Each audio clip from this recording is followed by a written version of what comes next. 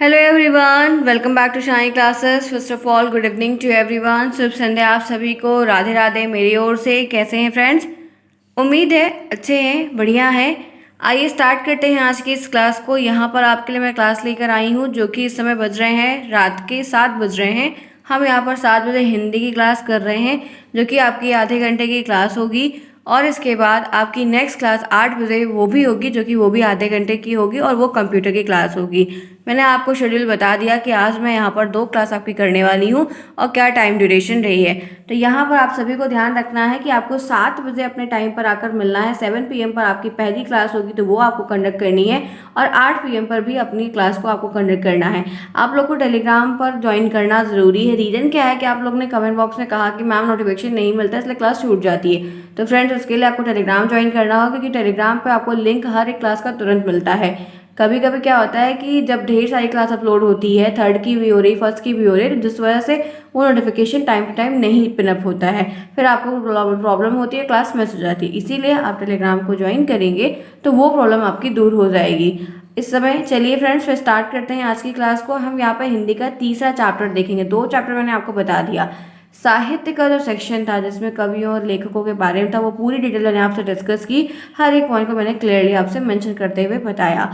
अब उसके बाद जितना भी पोर्शन बचा हुआ उसमें साहित्य का सिर्फ एक चैप्टर है। बाकी जितने भी चैप्टर्स आपके हिंदी में हैं वो सब आपके हिंदी व्याकरण से संबंधित हैं, जो हम पिछले कई सालों से एक सामान्य विषय हमेशा पढ़ते हैं। 25 नंबर का यह पेपर होता है, बढ़िया पेपर है, अच्छे नंबर हमें मिल जाते हैं, हम अच्छा 24 तक स्कोर करवाते हैं, कोई दिक्कत नहीं होती है। तो चलिए शुरुआत कर रहे हैं आज की चैप्टर 30 की, जिसमें हम क्रिया विशेषण, तद्भव, देश, इन सब चीज़ों के बारे में, उनके भेद, उनके उदाहरण से संबंधित जितनी भी जानकारियां हैं जिनसे संबंधित जुड़ा हुआ प्रश्न हमारे पेपरों में पिछले सालों में आया हुआ है, तो ऐसी बातों पर डिस्कस फुल डिटेल में करेंगे। आई होप ये क्लास आपको पूरी समझ में आएगी। आप जुड़े इस समय शानी क्लास साथ, मैं हूँ शालिनी, आपका स्वागत करती हूँ। कोई प्रॉब्लम होती तो मुझे कमेंट बॉक्स में पूछिए और ज़्यादा दिक्कत हो तो मेल करिए, आपको हर एक चीज़ पर बताई जाएगी, हर एक सोल्यूशन देने का मैं पूरा प्रयास करूँगी। कमेंट बॉक्स में टेलीग्राम का लिंक मिलेगा, वहाँ से आप ज्वाइन कर सकते हैं, या तो टेलीग्राम पर जाकर आप शानी क्लास सर्च कर सकते हैं, आपको वहाँ पर भी मिल जाएगा, कोई प्रॉब्लम नहीं होगी। तो स्टार्ट करते हैं आज की इस क्लास को। ओके फ्रेंड्स, चलिए स्टार्ट करते हैं आज की क्लास। यहाँ पर क्या है, सबसे पहले हम बात करेंगे क्रिया की। तो क्रिया से तो आप अवगत ही हैं, आपने 5th में 6, 7, 8, 9, 10th में हर बार क्रिया से बातें संबंधित पढ़ी हुई हैं। देखते हैं 1 नंबर या 2 नंबर का प्रश्न आपको बन रहा है, क्रिया किसे कहते हैं, क्रिया की परिभाषा बताइए, क्रिया से आप क्या समझते हैं, क्रिया की अवधारणा को स्पष्ट करिए। इस तरीके के आपसे संबंधित प्रश्न हर बार बन सकते हैं। यहाँ पर है, क्रिया वाक्य का वह भाग होता है। क्रिया वाक्य का एक ऐसा भाग होता है, अंश होता है, हिस्सा होता है जो कुछ करने या होने की क्रिया का बोध कराता है। जब हम उसको पढ़ते हैं तो हमको उसको पढ़ने के बाद ऐसा बोध या एक ऐसा अर्थ प्रतीत होता है कि वहाँ पर कुछ कर रहा है या कुछ हो रहा है, कुछ घटित हो रहा है, कुछ काम हो रहा है। अन्य शब्दों में अगर मैं बताना चाहूँ तो क्रिया वाक्य में वह शब्द होता है जो बताता है कि कुछ हो रहा है, हुआ है या होगा। ये क्रिया के शब्द ऐसे होते हैं जो वाक्यों में पाए जाते हैं, वाक्यों में होते हैं, वाक्यों के साथ होते हैं, वाक्यों का अंश होते हैं, जो हमें ये पढ़ने के बाद प्रतीत होता है कि कुछ हो रहा है या होगा या होने वाला है या कुछ हुआ है। उन शब्दों से कुछ हुआ प्रतीत होता है, कोई कार्य हो या कोई घटना हो, कोई बात हो, कुछ ना कुछ वहाँ पर ऐसा प्रतीत होता है। जब हम इन सब वाक्य को पढ़ते हैं पूरा तो हमें पता चल जाता है कि वहाँ पर क्या बात या क्या चीज़ें घटित हुई हैं। तो जहाँ पर हमें होने का बोध हो या होने वाले का बोध हो, आगे होगा या हो चुका होगा, तो वहाँ पर ये समझ आना चाहिए कि कुछ क्रिया से संबंधित चीज़ें यहाँ पर घटित हुई हैं।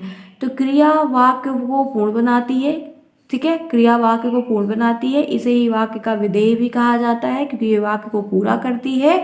वाक्य में किसी काम को करने या होने की भाव को हम क्रिया कहते हैं। वाक्य में किसी काम के, जिन शब्दों से वाक्य में किसी काम के करने या होने का भाव प्रतीत होता है, दर्शाया जाता है, उन्हें हम क्या कहते हैं, उन्हें हम क्रिया कहते हैं।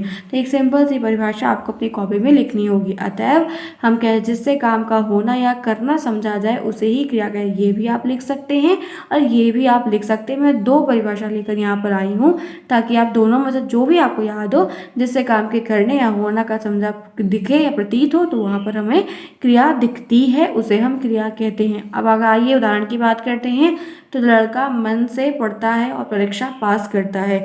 तो यहाँ पर आप देख सकते हैं कि पढ़ता है ये क्रिया है और पास करता है ये क्रियापद है।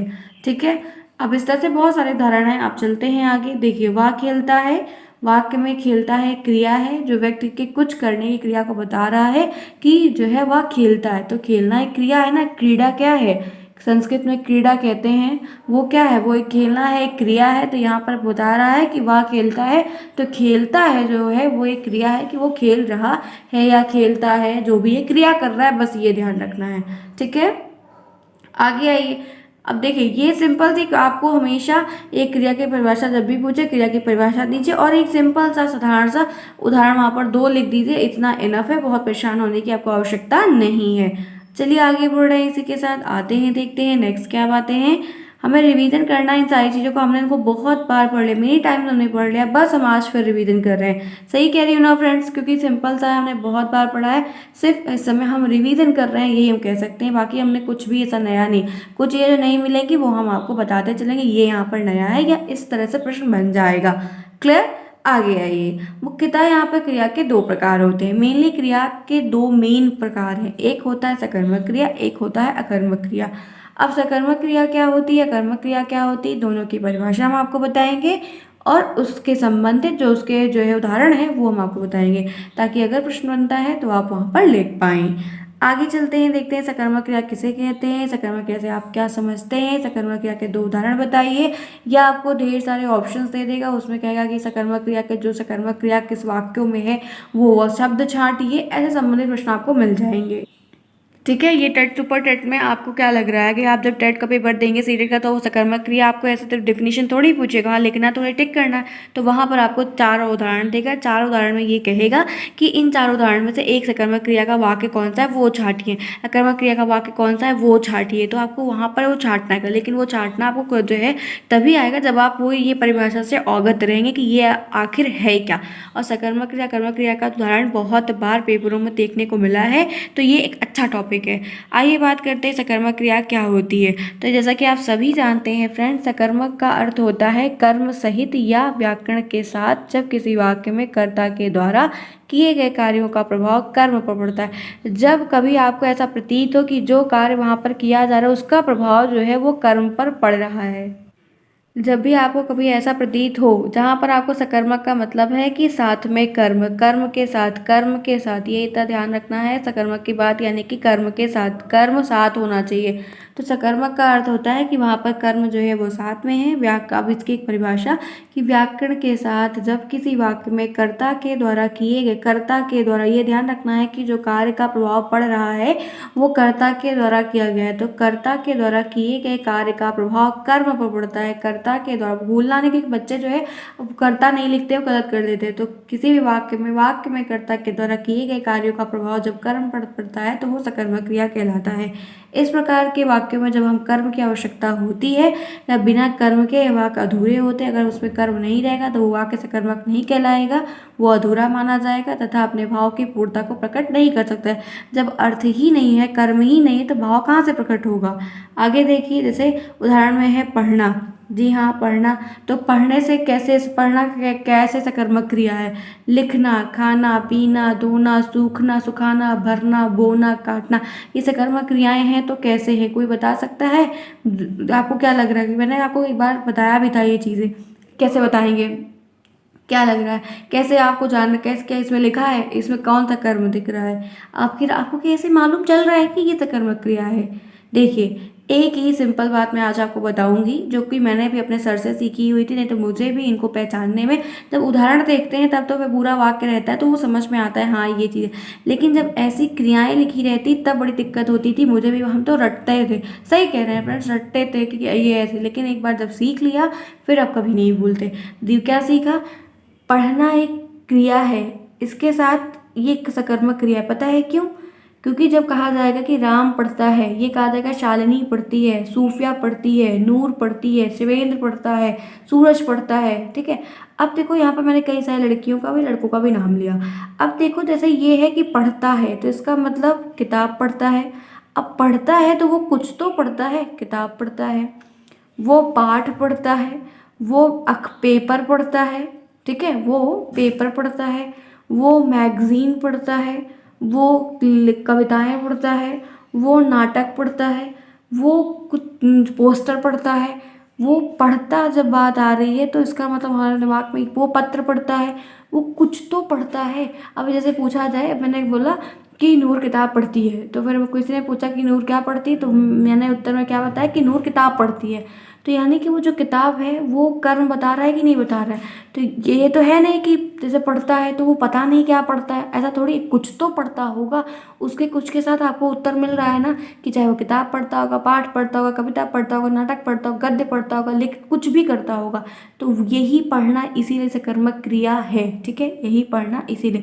जैसे लिखने की बात अगर कर लो तो पत्र लिखता है, कहानी लिखता है, कविता लिखता है, गद्य लिखता है, जीवनी लिखता है, नाटक लिखता है, निबंध लिखता है। जब कहा जाए कि राम लिखता है तो राम क्या लिखता है, तो राम क्या लिखता है ये अभी पता नहीं है, लेकिन लिखता है ये सकर्मक क्रिया है।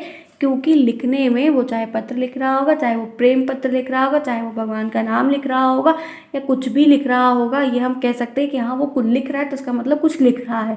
तो कुछ के साथ जो अर्थ यहाँ पर हमको प्रतीत है, जैसे मैं बोल दूँ कि सूरज जो है नाटक लिखता है, तो कोई पूछेगा सूरज क्या लिखता है, तो उसका उत्तर निकल के हमें आएगा नाटक लिखता है। तो जब कभी भी हम कोई वाक्य पढ़ रहे हैं उसके साथ हमको ये पता चले कि क्या लिखने का, जब क्या प्रश्न बने और उस क्या का हमको उत्तर मिले। मैंने बोला कि सूरज नाटक लिखता है, तो मैंने फिर कोई पूछेगा कि मैम सूरज क्या लिखता है, तो मैं कहूँगी ना कि बेटा वो नाटक लिखता है। तो नाटक जो उत्तर मिल रहा है वो वहाँ पर आपका कर्म है, ये ध्यान रखना है, इसीलिए सकर्मक क्रिया है। खाना है, राम खाना खाता है तो राम दाल चावल खाता है, राम रोटी सब्जी खाता है, राम मटर पनीर खाता है, राम ये खाता है, राम वो खाता है। तो कुछ तो खाता है, राम कुछ तो खाता है, तो ये आपकी सकर्मक क्रिया। पीना है, पानी पी रहा है, जूस पी रहा है, दही पी रहा है, माठा पी रहा है, छाछ पी रहा है, लस्सी पी रहा है, चाय पी रहा है, कॉफ़ी पी रहा है, कोल्ड कॉफ़ी पी रहा है, ठीक है, ड्रिंक कोल्ड ड्रिंक पी रहा है, कुछ तो पी रहा है। क्या पी रहा है, तो कॉफ़ी पी रहा है। तो ये आपको जो कॉफ़ी मिला वो कर्म मिला। धोना, कुछ क्या धो रहा है, कपड़े धो रहा है, किताब धो रहा है, सॉरी किताब नहीं धो रहा है, कपड़े धो रहा है, जूते धो रहा है, घर धो रहा है, निकार धो रहा है, अपनी बाइक धो रहा है, अपने स्लीपर्स धो रहा है, अपने बहुत कपड़े धो रहा है, कुछ भी धो रहा है। तो क्या धो रहा है उसका एक उत्तर तो मिल रहा है। कोई पूछा कि सीता अपने कपड़े धो रही है, क्या धो रही है सीता, तो सीता अपने कपड़े धो रही है। उत्तर तो मिल रहा है कि वो कुछ धो रहा है। सुखाना, कपड़े सुखाना, पेपर सुखाना, पापड़ सुखाना और बहुत कुछ सुखाना, ठीक है। तो सुखाना कुछ धोया गया है, कुछ है तो उसको सुखा रहा है। भरना, गेहूँ भरना, चावल भरना, भूसा भरना, मिट्टी भरना, और जो है बहुत तमाम चीज़ें भरना। कुछ भरना तो निकल रहा है, भरना चाहे बोरी में भरना, ड्रम में भरना, पॉलिथीन में भरना, कहीं भरना, कुछ भरने का मतलब कुछ तो भर रहा होगा। तो वो चीज़ वहाँ पर। इसी तरीके से बोना, देखो बीज बोना और भी तमाम चीज़। बीज बोना, बोने में तो बीज ही आएगा फिलहाल के लिए, बीज बोना, ठीक है। काटना, गेहूँ काटना, चावल काटना, खेत से काटना मतलब, या सब्जी काटना कह दो, ठीक है, वो भी मत कह, रस्सी काटना कह दो, गांठ काटना कह दो, कुछ भी कह दो, तो ये आपको मतलब उत्तर आपको मिल रहा है। तो इसीलिए ये सारी सकर्मक क्रियाएं हैं, ठीक है। अब जैसे आपको अकर्मक क्रिया को उदाहरण मैं अभी एक बता देती हूँ तो आप यही तत्काल समझ जाएंगे। अब ये आप सोच रहे हैं कि मैम ये सारी बातें बता रही हैं, तो फ्रेंड्स एक बात सुनो, जब भी मैं इनके साथ बोल रही हूँ, इनके साथ जब क्या वाली बात बोल रही तो क्या का आपको उत्तर मिल रहा है। जैसे मैं बोल दूँ टहलना, ठीक, टहलना कैसी क्रिया है, टहलना, तो टहलना एक क्रिया तो है, लेकिन वो सकर्मक है अकर्मक, कैसे बताएंगे, तो वो एक अकर्मक क्रिया। पता है क्यों? जैसे पूछा कि राम टहलता है, राम शिवेंद्र टहलता है। फिर कोई पूछे कि मैम शिवेंद्र टहलता है, शिवेंद्र क्या टहलता है, तो मैम क्या बताएंगे कि शिवेंद्र क्या टहलता है, ठीक है। बताइए बताइए, क्या मैं क्या बताऊंगी, क्या टहलता है, कुछ नहीं, क्या ही टहलता है, लेट के टहलता है, खड़ा खड़ा टहलता है, रो रो के टहलता है, गा गा के टहलता है, नाचते हुए टहलता है, क्या टहलता है, सुबह टहलता है, शाम, वो तो सिर्फ समय की बात, अवधि नहीं पूछ रहा है, ठीक है। अब क्या टहलता है, टहलना वही पैर से ही तो टहलना है, पता नहीं क्या टहलता है। अभी वही कहते कि शिवेंद्र खाना खाता है, शिवेंद्र खाता है तो खाने में हो सकता है शिवेंद्र फल खा रहा हो सकता है शिवेंद्र सब्जी खा रहा हो सकता है शिवेंद्र चॉकलेट खा रहा हो सकता है शिवेंद्र समोसा खा रहा हो, तो कुछ तो खा रहा है। तो वो होने में कुछ भी हो सकता है, लेकिन टहलने में क्या बताएंगे कि शिवेंद्र टहल रहा है। इसीलिए टहलना अकर्मक क्रिया है और ये सकर्मक क्रिया है।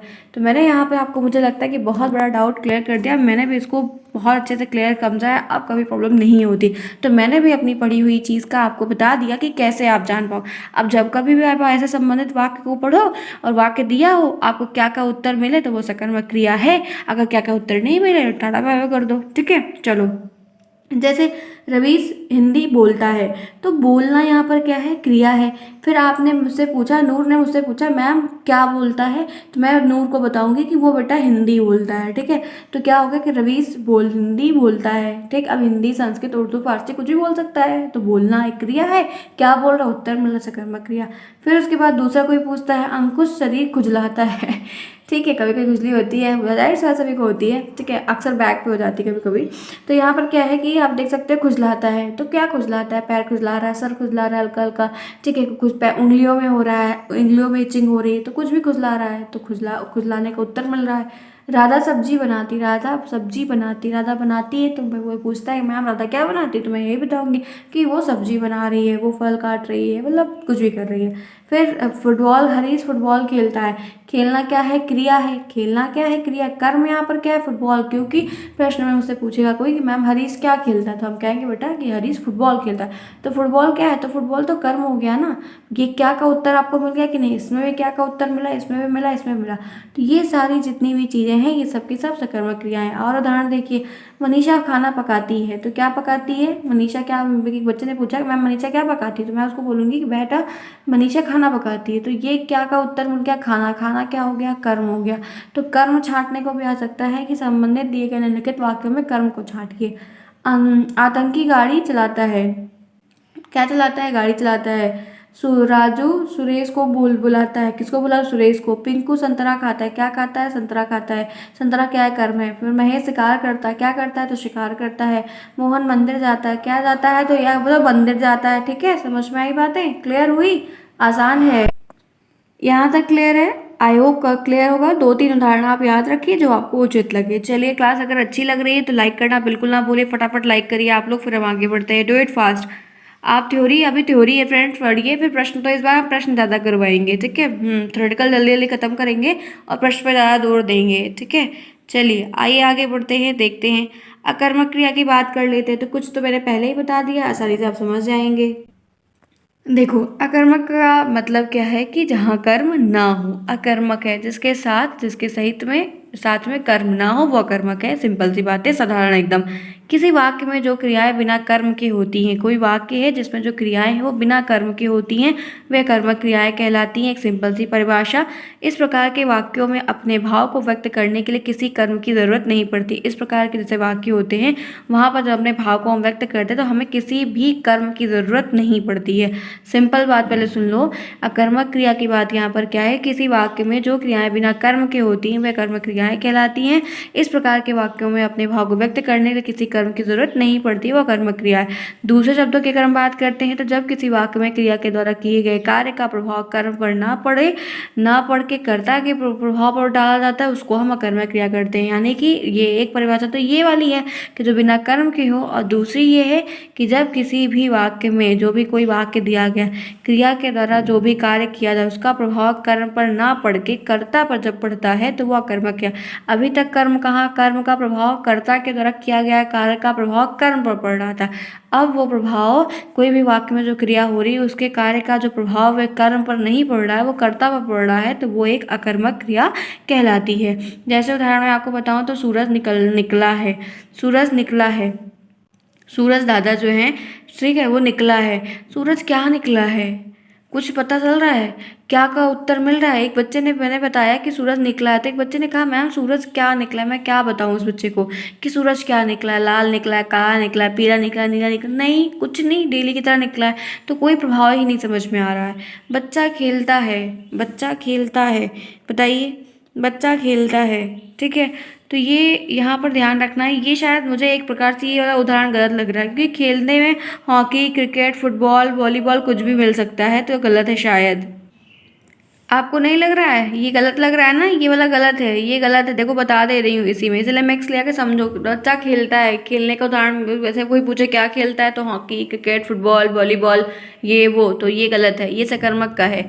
राधा गाती है, ये भी सकर्मक का है, काट दो। जानते हो क्यों? क्योंकि गाती है, गीत गाती है, सोहर गाती है, ब्याह गाती है, और बंदा बंदी गाती है, और कविता गाती है, देशभक्ति गीत गाती है, फिल्मी गाने गाती है, ये गाती है, वो गाती है, कुछ भी गाती है, वो पोएम गाती है, ठीक है, कुछ भी कह सकते हैं। तो ये यहाँ पर आपका ये दोनों सकर्मक क्रिया का उदाहरण है, ध्यान रखिएगा। वह चिल्लाता है, तो ये अकर्मक क्रिया है, वो पता नहीं क्या चिल्लाता है।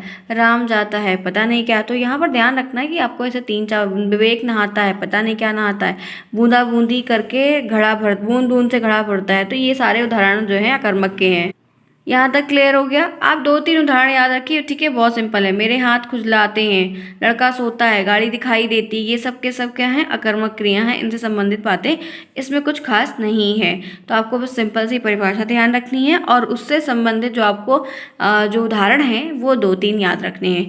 आगे बढ़ते हैं, इन दोनों में एक छोटा सा अंतर देख लेते हैं जो आपके लिए काफ़ी हेल्पफुल रहेगा, तो आपको समझ में आए। क्योंकि जब कभी भी हम अंतर से संबंधित या टेबल संबंधित चीज़ें पढ़ते हैं ना, तो हमें वो शॉर्ट टर्म में ज़्यादा याद रहती हैं।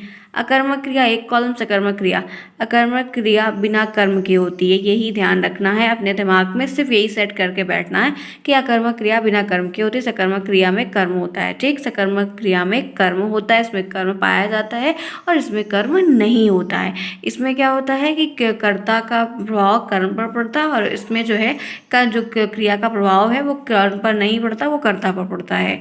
दूसरा यहाँ पर क्या है कि यदि आप जो है क्या का अथवा किसको, आप 2 प्रश्न यहाँ पर करेंगे। एक आकर्मक क्रिया के केस में आप क्या प्रश्न करेंगे और किसको प्रश्न लगाकर, यदि आपको उत्तर ना मिले तो आप ये मान लेना कि वो कर्मक क्रिया है। आप अब अगर मान लीजिए जैसे आपको मैंने इतना बताया, आप नहीं पहचान पा रहे, तो ये ट्रिक में दिमाग में लेकर चलिए कि जब भी कोई वाक्य आपको दिया गया हो, आप ये बोलिए कि क्या, क्या, किसको, क्या, किसको, क्या। तो उसका अगर आपको उत्तर मिल रहा है तो डेफिनेटली वो फिर सकर्मक क्रिया है। अगर उत्तर आपको नहीं मिल रहा है तो वो अकर्मक क्रिया ही है। फिर आपको इफ बट उसमें कंफ्यूज नहीं हो, तुरंत टिक करना और आगे बढ़ना। यदि क्या और किसको का प्रश्न लगाकर आपने उत्तर मिल रहा है तो फिर आपको कोई शक ही नहीं करना, वो फिर सकर्मक क्रिया ही कहलाएगी।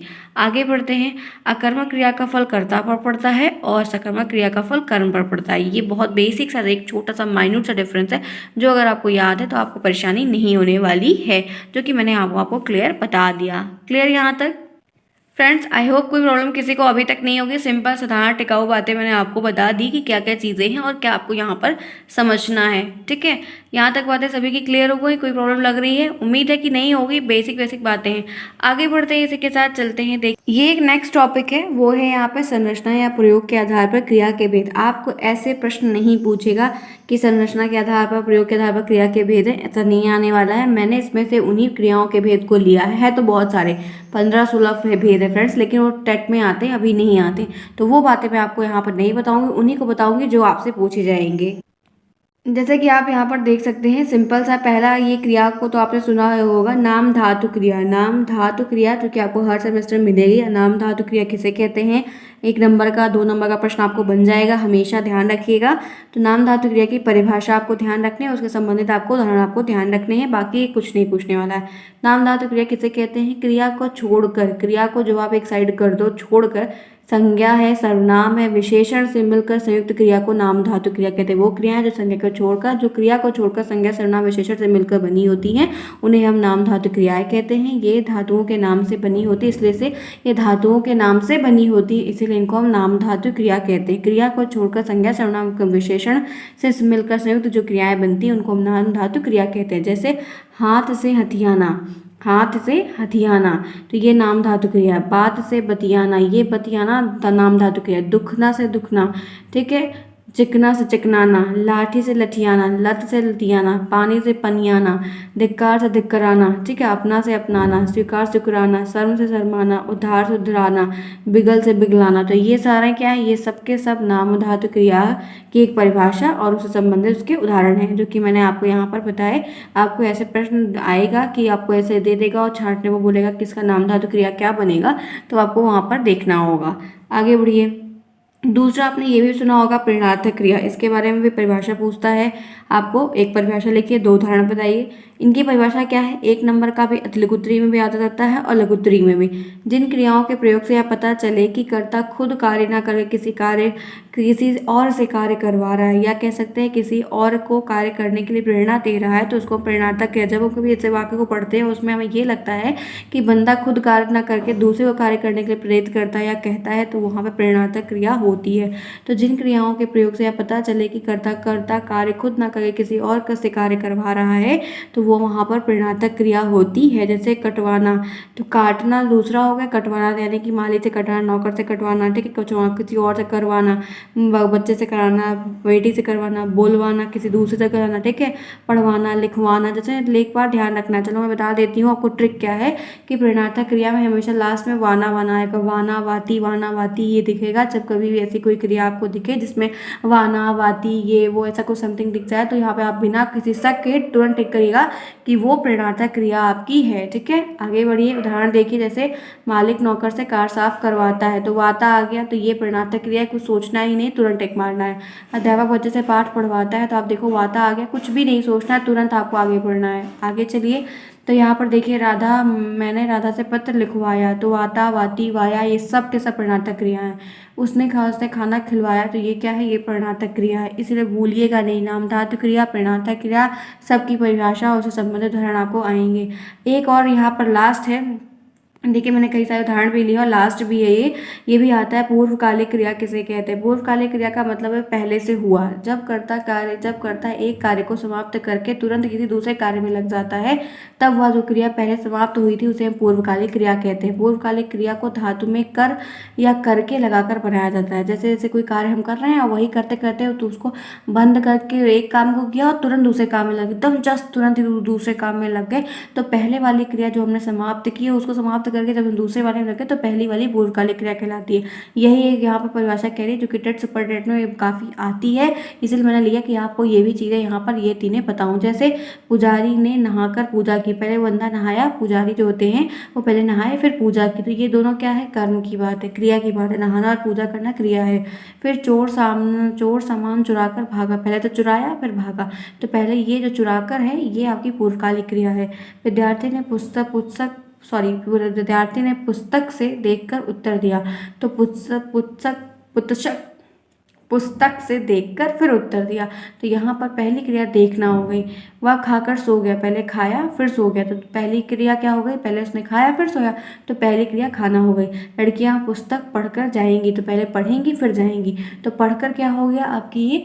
देखो एक बात आप अभी और नोट बता रही हूँ, राखी ने अपने घर पहुँचने पर पहले पहुँची है फिर फ़ोन किया है, फिर उसके बाद खिलाड़ी खेल कर बैठ गया, पहले खेल कर फिर बैठ गया, तो यहाँ पे आप देख रहे हो कि दो अनुज खाना खाकर सो गया। अब यहाँ पर देखो क्या मैंने आपको जो ऊपर वाली क्रिया बताई उसमें आप प्रेरणार्थक क्रिया में वाना वाती ये वाया ये सब आपको ट्रिक बताया। अब इसमें आप ये ऊपर देखिए, ये कर, खाकर, खेल कर, पहुँच कर, दिख रहा है कि नहीं? तो ये आपको चिन्हित करना होगा, आप समझ जाएंगे कि ये चीज़ें क्या है। ये देखो, पढ़ कर, खा कर, ये सब के सब पूर्वकालिक क्रिया है, पहचानने के तरीके हैं। देख कर, भास, चुरा कर, देख लो फ्रेंड्स, मैं चिन्हित बता रही हूँ ताकि आप भूलो ही ना हर तरीके से, जो कि मैंने अभी आपको इस तरह से ट्रिक्स नहीं बताई, क्योंकि ट्रिक के रास्ते से चलने से चीज़ें हमेशा हर जगह आसान नहीं होती, फिर हम हर जगह ट्रिक ढूंढने लगते हैं। लेकिन कुछ चीज़ें ऐसी है जो हमें कन्फ्यूज़ करती है, तो वहाँ पर हमें इसको देख लेना चाहिए। तो आज की क्लास को मैं यहीं पर करती हूँ ओवर, जो कि आपकी ये 28 मिनट की लगभग क्लास हो रही है। आई होप फ्रेंड्स आपकी ये क्लास 7 बजे की काफ़ी अच्छी रही, आपने आज मेरे साथ बहुत कुछ नया भी सीखा होगा। अब मिलेंगे फिर हम 8 बजे, ठीक है। ये हमारी 7:30 बजे तक की क्लास होगी। 8 PM पर हम फिर मिलेंगे, जहाँ पर आपको कंप्यूटर से संबंधित टॉपिक है उस पर फुल डिटेल में डिस्कस करेंगे। आज की 2 क्लास का टर्न आपका पूरा हो गया। अपनी टाइम पे बनिए, पंचुअलिटी दिखाइए, आइए, देखिए, समझिए। कोई प्रॉब्लम होती तो मुझसे पूछिए, कमेंट बॉक्स में आपको रिप्लाई मिलेगा। 2 सेमेस्टर आपने दे लिया है, आपका रिजल्ट भी जल्दी देखने को मिलेगा। मार्च में ही बहुत कुछ जानने को रहेगा, मार्च का महीना काफ़ी इंटरेस्टिंग रहेगा, ठीक है। तो आई होप बढ़िया रिजल्ट भी आए, सबके लिए बेस्ट रहेगा, और हम नेक्स्ट तैयारी भी इसी तरीके से करेंगे जैसा कि 2 सेमेस्टर में किया। कोई प्रॉब्लम होती है तो पूछिएगा। मिलते हैं नेक्स्ट में, लाइक करना बिल्कुल भी ना भूलिए। तब तक के लिए take care, bye bye, see you soon.